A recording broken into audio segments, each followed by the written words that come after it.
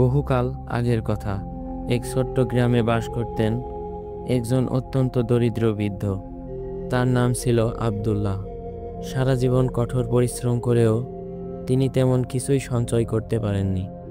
তার একমাত্র সম্পদ ছিল একটি ছোট্ট ছাগল, যা তিনি অনেক যত্ন করে লালন পালন করতেন। এই ছাগলটি ছিল তার জীবিকা নির্বাহের একমাত্র অবলম্বন। এর দুধ বিক্রি করে এবং সামান্য কিছু শাকসবজি ফলিয়ে তিনি দুবেলা খাবার জোগাড় করতেন। কুরবানির ঈদ ঘনিয়ে আসছিল। গ্রামের ধনী ব্যক্তিরা তাদের সুন্দর সুন্দর গরু, উট আর দুম্বা কিনছিলেন কুরবানি করার জন্য। আব্দুল্লাহ দেখছিলেন আর দীর্ঘশ্বাস ফেলছিলেন।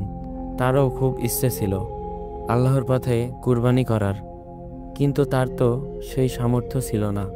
তার একমাত্র ছাগলটিকেই যদি কুরবানি করেন তবে তিনি কিভাবে বাঁচবেন, এই চিন্তায় তার বুক ফেটে যাচ্ছিল। একদিন আব্দুল্লাহ ছাগলটিকে নিয়ে মাঠে চড়াতে গেলেন। ছাগলটি ঘাস খাচ্ছিল আর আব্দুল্লাহ একাকী বসে আল্লাহর কাছে ফরিয়াদ করেছিলেন, হে আল্লাহ, সবাই তোমার পথে কোরবানি করছে, কিন্তু আমার তো কিছুই নেই। আমার এই ছাগলটিই আমার সব কিছু। আমি যদি এটি কোরবানি করি তবে আমার জীবিকা কিভাবে চলবে? তবুও হে আল্লাহ, যদি তুমি চাও, আমি আমার এই একমাত্র সম্পদ তোমার পথে উৎসর্গ করতে প্রস্তুত আছি। আব্দুল্লাহর চোখ থেকে অশ্রু গড়িয়ে পড়ছিল। তার মনে আল্লাহর প্রতি অসীম ভালোবাসা এবং তার পথে উৎসর্গ করা তীব্র আকাঙ্ক্ষা ছিল। কিছুক্ষণ পর তিনি একটি সিদ্ধান্ত নিলেন। তিনি ভাবলেন, আমার জীবন ও মরণ তো আল্লাহরই হাতে। যদি আমি আমার সবচেয়ে প্রিয় জিনিসটিই তার পথে উৎসর্গ না করি তবে আমার কোরবানি কিসের? জীবিকার ভার তো আল্লাহই নেবেন। এই দৃঢ় সংকলন নিয়ে আব্দুল্লাহ ছাগলটিকে বাড়িতে ফিরিয়ে আনলেন। ঈদের দিন সকালে তিনি ছাগলটিকে জবেহ করার জন্য প্রস্তুত হলেন। তার চোখ ভিজে যাচ্ছিল, কারণ এটি তার একান্তই আপন সম্পদ ছিল। কিন্তু আল্লাহর সন্তুষ্টির আশায় তিনি নিজেকে সামলে নিলেন। যখন তিনি বিসমিল্লাহ বলে ছুরি চালাচ্ছিলেন তখন তার মনে এক অদ্ভুত প্রশান্তির অনুভব করলেন। তিনি জানতেন তিনি আল্লাহর পথেই তার সামর্থ্যের সর্বোচ্চ ত্যাগটি করছেন। গ্রামের মানুষ আব্দুল্লাহর এই কুরবানি দেখে বিস্মিত হলো, কারণ তারা জানত আব্দুল্লাহর দরিদ্রের কথা। কিন্তু তার এই আত্মত্যাগ দেখে তারা মুগ্ধ হলো। কুরবানির পর আব্দুল্লাহ গোশতগুলো 3 ভাগে ভাগ করলেন। এক ভাগ নিজের জন্য রাখলেন, এক ভাগ আত্মীয় প্রতিবেশীদের দিলেন এবং এক ভাগ দরিদ্র ও অভাবীদের মধ্যে বিলিয়ে দিলেন। যদিও তার হাতে আর কোনো সম্পদই রইল না, তার অন্তরে ছিল এক অফুরন্ত সুখ আর প্রশান্তিতে পরিপূর্ণ। পরদিন সকালে এক ধনী বণিক আব্দুল্লাহর বাড়িতে এলেন।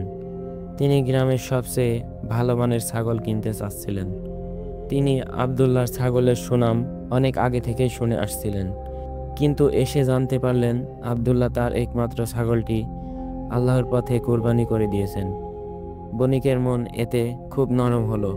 তিনি আব্দুল্লাহর ইখলাস ও ত্যাগের কথা শুনে এত মুগ্ধ হলেন যে তিনি আব্দুল্লাহকে ব্যবসা করার জন্য অনেকগুলো ছাগল উপহার দিলেন এবং নগদ অর্থও দিলেন। আব্দুল্লাহ অবাক হয়ে গেলেন। তিনি বুঝতে পারলেন তিনি আল্লাহর পথে যা উৎসর্গ করেছেন আল্লাহ তার প্রতিদান বহুগুণে ফিরিয়ে দিয়েছেন। কুরবানির আসল উদ্দেশ্য হলো আল্লাহর সন্তুষ্টি অর্জন। কত বড় পশু জবেহ করা হলো তা নয়, বরং কতটুকু আন্তরিকতা ও ইখলাস নিয়ে কুরবানি করা হলো সেটাই আল্লাহর কাছে গুরুত্বপূর্ণ। আব্দুল্লাহ দরিদ্র হলেও তার ইখলাস ছিল অসীম। কুরবানি মানে শুধু পশু জবাই করাই নয়, বরং নিজের প্রিয় বস্তু আল্লাহর পথে উৎসর্গ করার মানসিকতা। আব্দুল্লাহ তার সবচেয়ে মূল্যবান সম্পদ আল্লাহর জন্য ছেড়ে দিতে দ্বিধা করেননি।